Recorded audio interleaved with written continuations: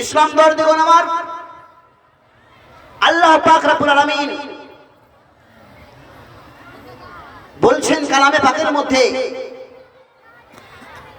যে সমস্ত মানুষেরা ক্ষতিগ্রস্ত, যারা ক্ষতিগ্রস্ত, যারা বেড়াজালের মধ্যে আছে, অন্ধকারের মধ্যে রয়েছে, পথহারা হয়ে আছে, দিশাহারা হয়ে আছে, আল্লাহকে ভুলে গিয়েছে, কোরআন ভুলে গিয়েছে, কোরআন ভুলে গিয়ে, আল্লাহকে ভুলে গিয়ে, নবীকে ভুলে গিয়ে, হাদিস ভুলে গিয়ে পথহারা হয়ে আছে, তাদের ব্যাপারে আল্লাহ পাক রব্বুল আলামিন বলছেন, শুনুন, আউযু বিল্লাহি মিনাশ শাইতানির রাজীম, বিসমিল্লাহির রহমানির রহিম, ওয়াল আসর ইন্নাল ইনসানা লাফি খুসর।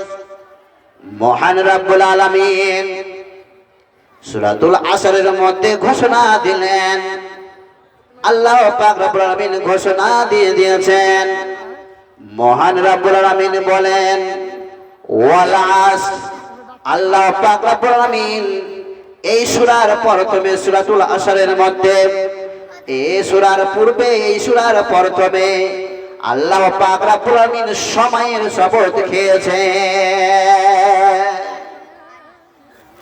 কার শপথ খেয়েছেন? কসম খেয়েছেন?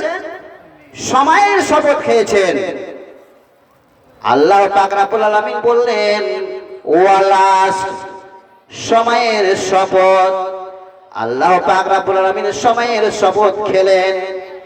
শপথ খাওয়ার পরে বললেন ইন্নাল ইনসানা লাফি খুসর, অবশ্যই মানব জাত হচ্ছে ক্ষতিগ্রস্ত, অবশ্যই মানুষ জাত হচ্ছে ক্ষতিগ্রস্ত। তারা অন্যায়ের মধ্যে আছে, বেড়াজালের মধ্যে আছে, তারা অন্ধকারের মধ্যে ডুবে রয়েছে, তারা গুনার মধ্যে ডুবে রয়েছে, তারা অন্যায় করে, গুনার কাজ করে, তারা গুনাহ করে করে তাদের জীবনটাকে নষ্ট করে দিয়েছে, তারা গুনাহ করে করে তাদের জীবনটাকে তারা ক্ষতির দিকে নিয়ে যাচ্ছে, তারা গুনাহ করছে, তারা গুনাহ করার ফলে তারা জাহান্নামের দিকে ধাবিত হচ্ছে, জাহান্নামের দিকে তারা অগ্রসর হচ্ছে, তারা জাহান্নামের পথকে বেছে নিয়েছে, তারা জাহান্নামে যাওয়ার জন্য আল্লাহকে বলে ভুলে গিয়েছে আমি আল্লাহ, আমাকে বলে তারা ভুলে গিয়েছে, আর ভুলে যাওয়ার কারণে তারা হচ্ছে ক্ষতিগ্রস্ত।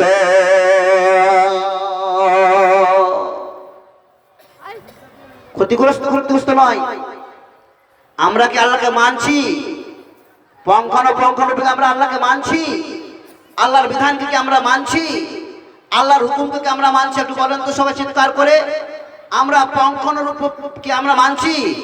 আল্লাহর যে হুকুম নির্দেশ আমরা সঠিকভাবে আমরা মেনে চলি না, ভালোভাবে আমরা আদায় করি না, আল্লাহর হুকুমকে আমরা মানি না, আল্লাহর হুকুমের মূল্যায়ন দিচ্ছি না আমরা, এই জন্য আজ আমরা ক্ষতিগ্রস্ত।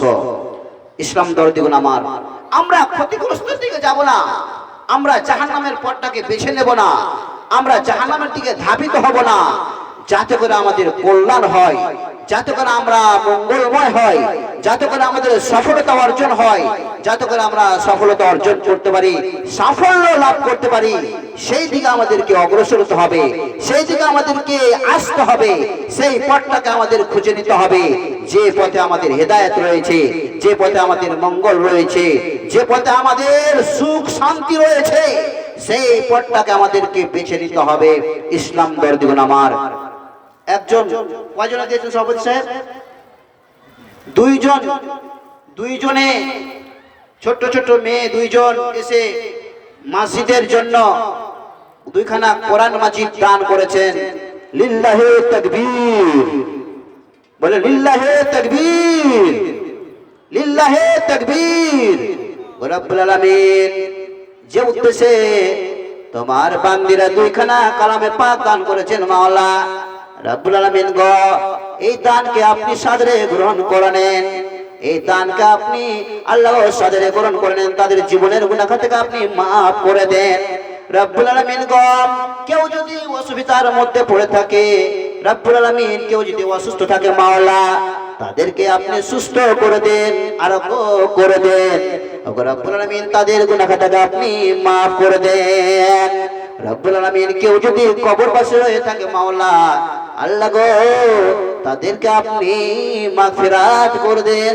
রোজ কিয়ামতের দিন আল্লাহ আপনি তাদেরকে জান্নাতবাসী করে দেন। ওগো রব্বুল আলামিন এই পৃথিবীর বুকে যতদিন বেঁচে থাকবে মাওলা তাদেরকে নামাজি বানিয়ে দেন, পরেজগার মুত্তাকি বানিয়ে দেন, রুজি রোজগারে বরকত দিয়ে দেন।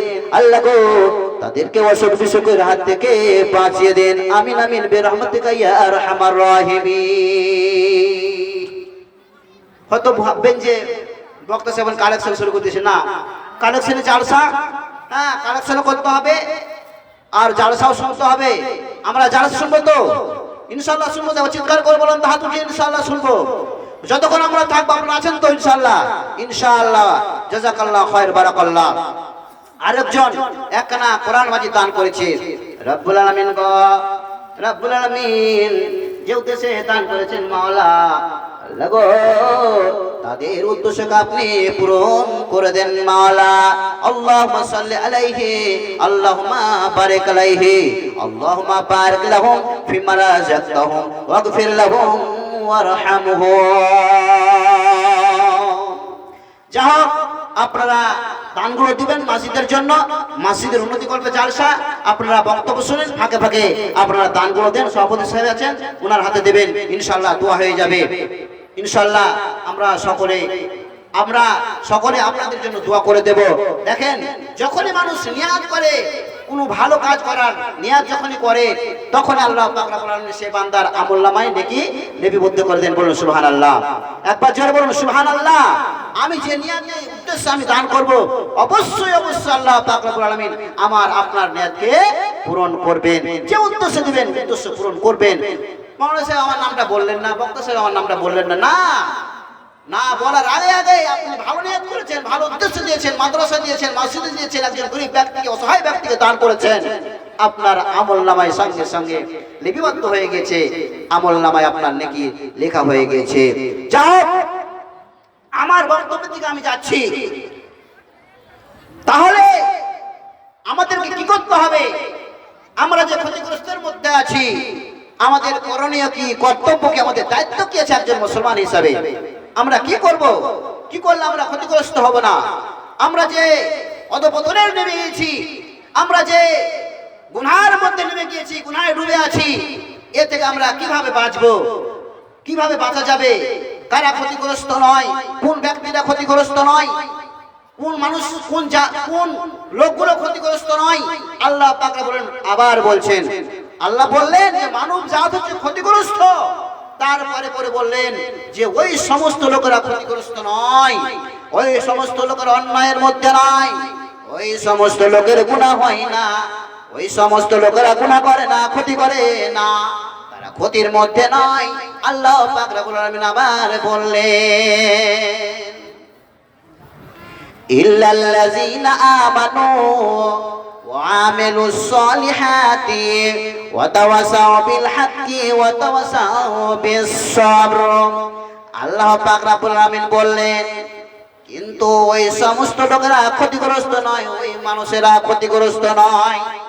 ইল্লাল্লাযীনা আমানু, যারা কি করলো? আল্লাহর প্রতি ঈমান আনলো, আল্লাহকে বিশ্বাস করলো, আল্লাহর প্রতি বিশ্বাস স্থাপন রাখলো, আল্লাহর প্রতি বিশ্বাস রাখার পর আল্লাহকে এক বলে স্বীকার করার পর, আল্লাহকে এক প্রভু বলে স্বীকার করার পর আল্লাহ পাক রব্বুল আলামিন বললেন ইল্লাল্লাযীনা আমানু, আল্লাহর প্রতি ঈমান রাখার পরে পরে কি করলো? ওয়া আমিলুস সালিহাতি, আল্লাহর প্রতি ঈমান রাখার পরে পরে সে ব্যক্তি কি করলো? সৎ আমল করলো, ভালো আমল করলো, নেক আমল করলো, সালেহ আমল করলো, নেক আমল করলো। সে ব্যক্তি নেকির কাজ করলো, ভালো আমল করলো। এই ব্যক্তি কি নয়? এই সমস্ত লোকেরা কি নয়? ক্ষতিগ্রস্ত নয়, ক্ষতিগ্রস্ত নয়। যারা আল্লাহর প্রতি ঈমান আনলো, ঈমান আনার পরে সৎ আমল করলো, ভালো আমল করলো, এই ব্যক্তিরা ক্ষতিগ্রস্ত নয়। তার